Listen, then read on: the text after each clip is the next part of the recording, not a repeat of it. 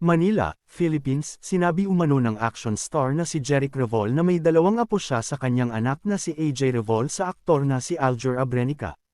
Kamakailan ay nanalo ang 90s action star ng Best Supporting Actor Award para sa kanyang papel sa biopic na Mamay sa 73rd FAMAS Awards. Ibinunyag ni Jeric sa press ang mga anak nina AJ at Aljur sa Mamay Victory Party. Babae at lalaki, 2 na, Jeric said as seen in a video uploaded from the press interview. Si Jeric, na nagsabing mayroon siyang 15 apo, ay nagsabing tinawag niya ang sanggol na lalaki bilang Al Jr. Ang sanggol na lalaki ay iniulat na 1 taon at 2 buwang gulang, habang ang babae ay 9 na buwan na ngayon. Itinanggi ng celebrity couple ang pagkakaroon ng mga anak sa magkahiwalay na panayam sa broadcaster na si Julius Babaw noong 2024.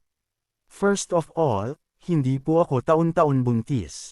Parang yearly na lang po akong buntis, AJ told Babaw. Sinabi tuloy ng aktres na naging abala siya sa kanyang pag-aaral sa pamamagitan ng Alternative Learning System, ALS, hindi dahil sa di umano'y pagbubuntis, kaya hindi siya aktibo sa showbiz. Direktang itinanggi ni Aljur na may mga anak sila ni AJ sa sarili niyang panayam sa Babaw. Wala po, aniya, at idinagdag na nakita niya ang mga video at larawan nila ni AJ kasama ang isang batang babae na sinasabing anak nila sa mga oras na iyon. Sabi ko, bakit not si Chismis na may anak kami? Ang bilis namang lumaki ng bata. Dagdag ni Aljur.